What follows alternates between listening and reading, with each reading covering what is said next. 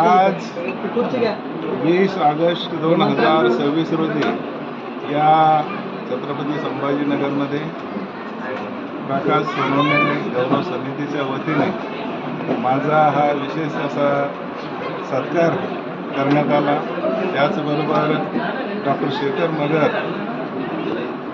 संपादित वंचिताचा ज्ञानदीप या गौरव ग्रंथाचं विमोचन झालं। या कार्यक्रमाला महामहिम राजस्थानचे राज्यपाल वागडे नाना हे प्रमुख उपस्थिती त्यांची होती। त्याचबरोबर आपल्या जिल्ह्याचे पालकमंत्री आदरणीय संजयजी शिरसाट साहेब, त्याचबरोबर उर्जेशी कॅबिनेट मंत्री अतुलजी सावे साहेब आणि या छत्रपती संभाजीनगरच्या महापौर समीरजी राजूरकर सर, त्याचबरोबर शिक्षक आमदार सन्माननीय काळेसाहेब यांची विशेष उपस्थिती होती आणि त्यांनी आज माझं भरभरून कौतुक केलं।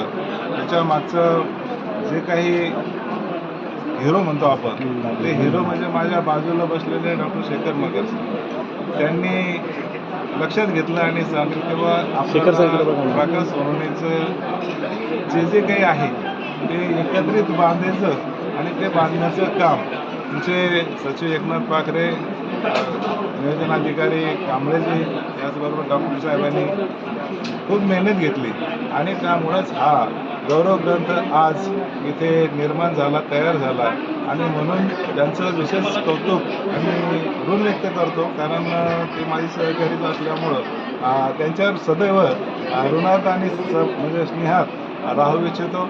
तुम्ही सर्व पत्रकार बांधवांनी येऊन त्या कार्यक्रमाची शोभा वाढवली। मला वेळोवेळी माझं जे काही कार्य असेल, छोटं मोठं कार्य असेल तरी त्याला चांगल्या पद्धतीने व्यापक अशी प्रसिद्धी दिली, त्याबद्दल आपले सर्वांचे मी ऋण व्यक्त करतो आणि थांबतो. धन्यवाद. भारतरत्न डॉक्टर बाबासाहेब आंबेडकरांनी 1945 साली पीपल्स एज्युकेशन सोसायटीची स्थापना केली. तर त्याचं पहिलं महाविद्यालय सिद्धार्थ महाविद्यालय मुंबई येथे स्थापन झालं. त्यानंतर त्यांना असं कळालं की मराठवाड्याच्या भूमीमध्ये सुद्धा एक शिक्षण संस्था उभी राहिली पाहिजे, एक कॉलेज उभं राहिलं पाहिजे. त्यामुळे बाबासाहेबांनी 1950मध्ये पीपल्स एज्युकेशन सोसायटीचे मिलिंद महाविद्यालय या ठिकाणी सुरू केले. त्यावेळेस फक्त उस्मानिया युनिव्हर्सिटी होती हैदराबाद आणि एकच कॉलेज होतं गव्हर्नमेंट कॉलेज. अशा ठिकाणी बाबासाहेबांनी एक नवं कॉलेज काढलं आणि त्या कॉलेजमध्ये महाराष्ट्रातल्या तमाम ठिकाणची लोकं येऊन शिकली, मोठी झाली आणि पहिली पिढी घडली. आणि त्या पिढीनं सगळ्या लोकांना प्रज्वलित केलं, प्रकाशित केलं. त्यांना ज्ञानाचे दीप, ज्ञानाची मशाल पेटवण्यासाठी त्या पहिल्या पिढीनं सगळं काम केलं. त्याच नागसेनच्या भूमीमध्ये सोनवणे सरांनी सुद्धा शिक्षण घेतलं. त्यांनी बाबासाहेबांपासून प्रेरणा घेतली की आपणही झोपडपट्टीमध्ये काम करणारे कामगार, श्रमिक, कष्टकरी, शेतमजूर आणि वंचितांच्या मुलांसाठी सुद्धा आपण शिक्षण संस्था उभी केली पाहिजे. म्हणून त्यांनी शाळा सुरू केली आणि त्या शाळेमध्ये आज 7,500पेक्षा जास्त विद्यार्थ्यांनी ज्ञान घेतलं.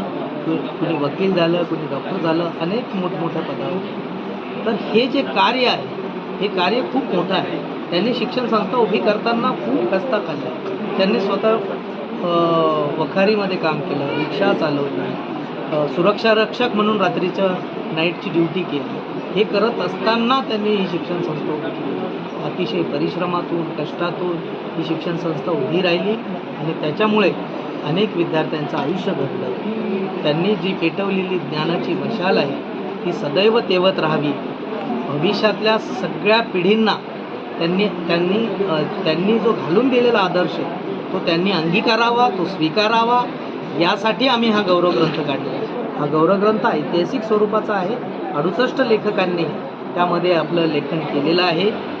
प्रकाश सोनवणे सरांवरती त्यांचं जीवन कार्य त्याच्यामध्ये अधोरेखित करण्याचा प्रयत्न केलेला आहे.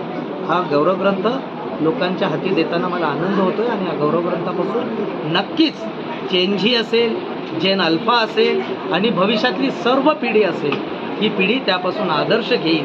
त्यासाठीच आम्ही हा गौरवग्रंथ काढलेला आहे. मी प्रकाश सोनवणे सरांना, प्रकाश सोनवणे सेवा गौरव समितीच्या वतीने त्यांना दीर्घायुष्य लाभो अशी सदिच्छा व्यक्त करतो.